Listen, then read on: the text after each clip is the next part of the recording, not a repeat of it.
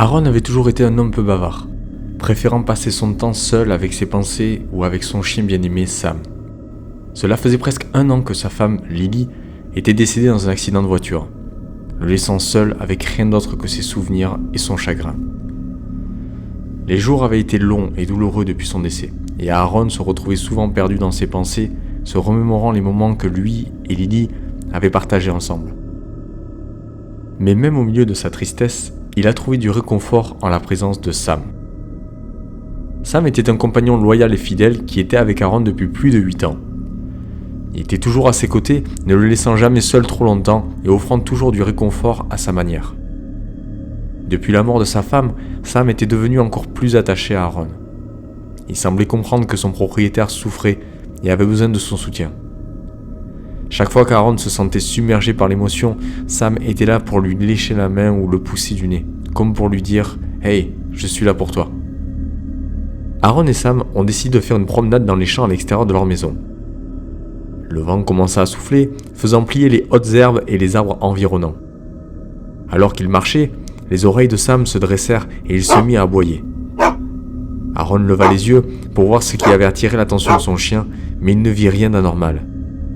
C'est alors qu'il remarqua au loin le sanatorium du Green Haven abandonné. Une structure imposante qui se profilait dans le crépuscule. La silhouette massive du bâtiment se dressait au-dessus de la colline, sombre et menaçante. Les murs étaient couverts de mousse et de lierre, tandis que les fenêtres cassées et fissurées semblaient observer les visiteurs de manière malveillante. Les pierres qui formaient les fondations semblaient presque organiques, comme si elles avaient poussé de la terre elles-mêmes. Il émanait de l'édifice une atmosphère glaciale et oppressante, comme si une présence maléfique y était enfouie, attendant patiemment sa proie.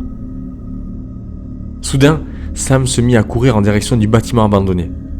Aaron avait toujours eu un peu peur de cet endroit, mais il ne pouvait pas laisser son chien y aller seul. Il se mit donc à courir derrière Sam, essayant de le rattraper avant qu'il ne disparaisse à l'intérieur de l'édifice. Aaron s'approcha de l'entrée du bâtiment. Il sentit une peur sourde qui s'emparait de lui alors qu'il entrait dans l'obscurité du sanatorium abandonné. Il appela Sam à plusieurs reprises, mais aucune réponse ne lui parvint. Aaron avança à pas de loup, à l'affût de tout bruit ou mouvement, jusqu'à ce qu'il atteigne la première pièce. Il y faisait sombre, mais ses yeux finirent par s'habituer à la pénombre. C'est alors qu'il vit des traces de pattes boueuses sur le sol, qui semblaient se diriger vers une pièce adjacente. Le cœur battant, Aaron se précipita vers la pièce suivante, priant pour que Sam y soit. Aaron se sentait de plus en plus angoissé alors qu'il parcourut les étages poussiéreux et abandonnés du sanatorium. Les pièces semblaient gelées dans le temps, laissées en l'état depuis des années. L'atmosphère lourde et oppressante ne faisait qu'ajouter à son anxiété grandissante. Soudain, au détour d'un couloir sombre, il entendit un son inquiétant, semblable au grincement d'un fauteuil roulant se déplaçant lentement dans l'obscurité. Il frissonna, sachant qu'il était seul dans le bâtiment et que rien de tel ne devrait être en train de se produire. La peur envahit son corps alors qu'il réalisa qu'il n'était pas seul dans le bâtiment. Il pénétra alors dans une salle opératoire abandonnée, les vieilles machines, les instruments médicaux jonchant le sol. Il sentit une présence derrière lui, une sensation glaciale qui le fit frissonner. Il se retourna brusquement, scrutant les ténèbres, mais il ne vit rien. C'est alors qu'il aperçut une photo poussiéreuse posée sur une table, représentant une ancienne lobotomisation d'un patient.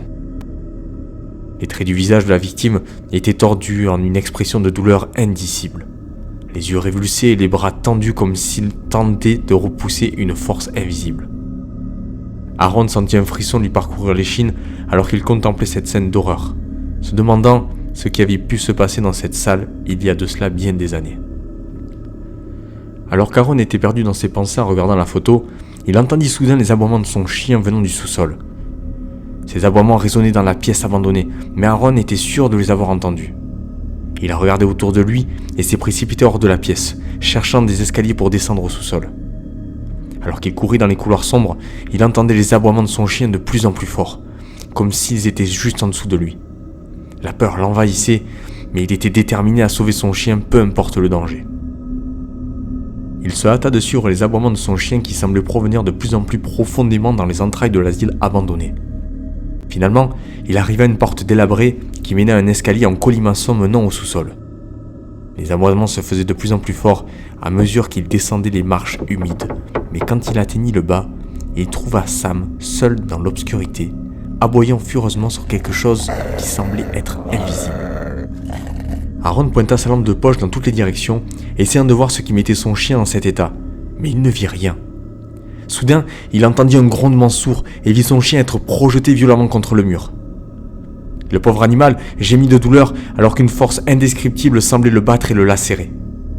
Aaron se précipita vers son chien pour le protéger, mais il fut projeté en arrière par la même force.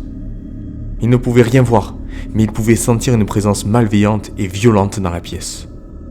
Aaron réalisa avec horreur que son chien était en train de se faire tuer sous ses yeux.